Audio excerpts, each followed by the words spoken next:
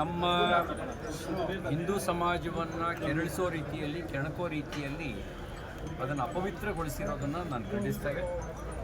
ಇದರ ಸಮಗ್ರ ತನಿಖೆ ಆಗಬೇಕು. ಯಾಕೆಂದರೆ ಯಾಕೆ ಹಿಂದೂ ಸಮಾಜವನ್ನೇ ಕೆಣಕ್ತಾರೆ?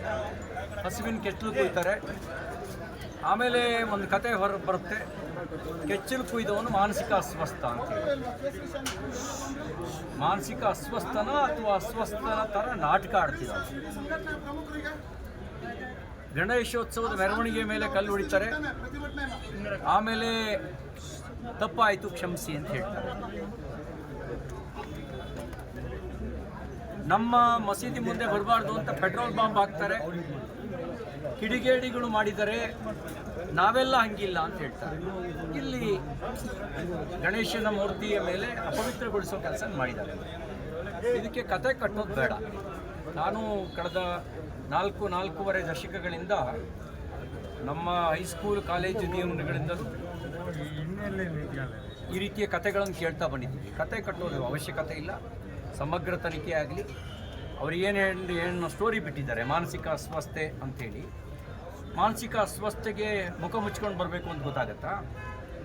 ಮಾನಸಿಕ ಅಸ್ವಸ್ಥೆಗೆ ಗಣೇಶನ ವಿಗ್ರಹನೇ ಅಪವಿತ್ರಗೊಳಿಸಬೇಕು ಅನ್ನುವಷ್ಟು ಬುದ್ಧಿ ಇದೆಯಾ?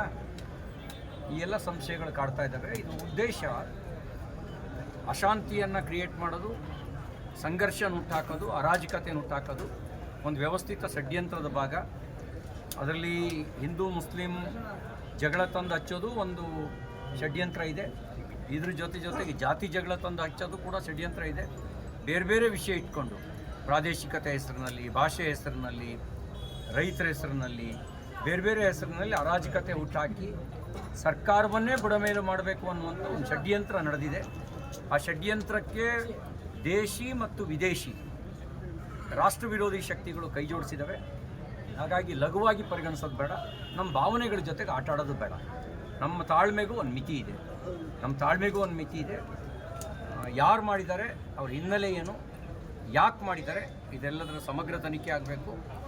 ಅದ್ರ ಹಿಂದ್ಗಡೆ ಯಾರೇ ಶಕ್ತಿಗಳಿರಲಿ ಸಂದೇಶ ಹೋಗಬೇಕು. ಇಂಥದ್ದನ್ನು ಸಹಿಸ್ಕೊಳ್ಳೋದಿಲ್ಲ ಅನ್ನೋಂಥ ಸಂದೇಶ ಹೋಗಬೇಕು.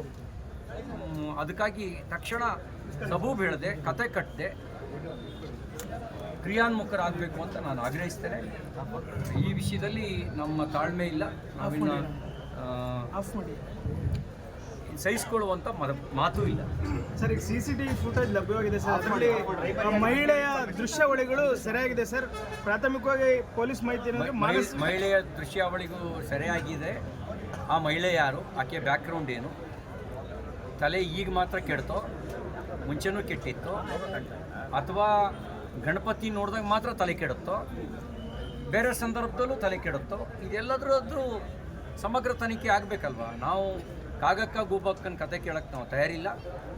ಇಲ್ಲಿಗೆ ಬಂದು ಒಳಗೆ ಬಂದು ಮುಖ ಮುಚ್ಕೊಂಡು ಇಲ್ಲಿ ಅಪವಿತ್ರಗೊಳಿಸ್ಬೇಕು ಅಂತ ಹೇಳಿದ್ರೆ ಸ್ವಲ್ಪನಾದರೂ ಬುದ್ಧಿ ಇರಬೇಕಲ್ಲ. ಪೂರಾ ತಲೆ ಕೆಟ್ಟವರು ಆ ಕೆಲಸ ಮಾಡಲ್ವಲ್ಲ, ಕೆಲಸ ಮಾಡಲ್ಲ. ಮತ್ತು ಈ ರೀತಿ ಬಳಸ್ಕೊಂಡಿರೋ ಸಾಧ್ಯತೆಗಳು ಇರ್ತವೆ. ಈ ಕೆಲವರು ಮುಂಚೂಣಿಗೆ ಹಿಂದ್ಗಡೆ ಅವರಿಟ್ಕೊಂಡು ಮುಂದ್ಗಡೆ ಬೇರೆಯವ್ರನ್ನು ಬಿಟ್ಟಿರೋ ಸಾಧ್ಯತೆಗಳು ಇರ್ತವೆ. ಇದೆಲ್ಲದರ ಒಂದು ಸಮಗ್ರ ತನಿಖೆ ಆಗಬೇಕು. ಅದಕ್ಕೆ ನಾನು ಪೊಲೀಸ್ ಇಲಾಖೆಗೆ ಆಗ್ರಹ ಮಾಡ್ತೇನೆ, ಸಮಗ್ರ ತನಿಖೆ ನಡೆಸಿ. ಸಮಗ್ರ ತನಿಖೆ ನಮ್ಮ ಭಾವನೆಗಳ ಜೊತೆ ಚೆಲ್ಲಾಟ ಆಡಬೇಡಿ. ಭಾವನೆಗಳಿಗೆ ಬೆಲೆ ಕೊಡದೇ ಇದ್ದರೆ, ಭಾವನೆಯನ್ನು ಗೌರವಿಸದೇ ಇದ್ದರೆ ಏನಾಗುತ್ತೆ ಅನ್ನೋದನ್ನು ಬ್ರಿಟಿಷ್ ಇದ್ದಾಗಲೇ ಅನುಭವಿಸಿದ್ದಾರೆ. ಹಾಗಾಗಿ ನಮ್ಮ ಭಾವನೆ ಜೊತೆಗೆ ಚೆಲ್ಲಾಟ ಆಡಬೇಡಿ. ಇದ್ರ ಜೊತೆ ಒಂದು ಸಮಗ್ರ ತನಿಖೆ ನಡೆಸಬೇಕು ಅಂತ ನಾನು ಆಗ್ರಹಿಸ್ತೇನೆ. ಅಲ್ಲಿವರೆಗೂ ಕತೆ ಕಟ್ಟೋದು ನಿಲ್ಲಿಸಿ. ನೀವು ಯಾರು ನೋಡಿ, ಸರಣಿ ಘಟನೆಗಳು ಅರಾಜಕತೆ ಸೃಷ್ಟಿ ಮಾಡುವಂಥ ಸಂಚನ್ನು ನಡೆಸಿದ್ದಾರೆ. ಈಗ ನಿರಂತರವಾಗಿ ಕೆಚ್ಚಲು ಕೊಯ್ದರು.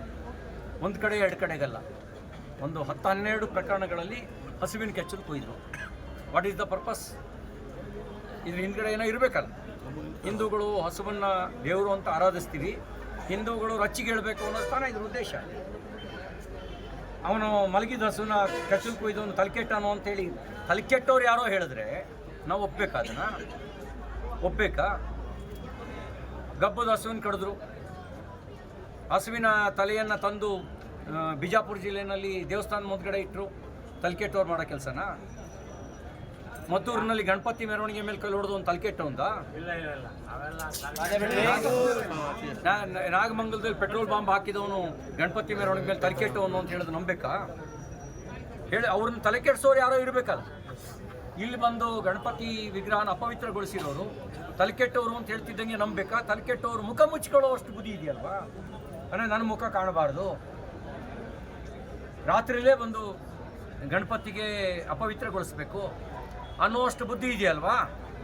ಅಂದರೆ ಅಷ್ಟು ಬುದ್ಧಿ ಇದೆ ಅಂತ ಹೇಳಿದ್ರೆ ತಲೆ ಕೆಟ್ಟಕ್ಕೆ ಸಾಧ್ಯ ಇಲ್ಲ.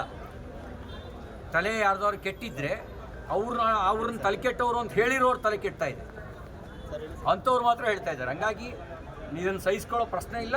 ಸಮಗ್ರ ತನಿಖೆ ಆಗಬೇಕು, ಆ್ಯಕ್ಷನ್ ತಗೋಬೇಕು. ನಮ್ಮ ತಾಳ್ಮೆಗೂ ಕೂಡ ಒಂದು ಮಿತಿ ಇದೆ. ಇದನ್ನು ದೌರ್ಬಲ್ಯ ಅಂತ ಭಾವಿಸ್ಬೇಕು.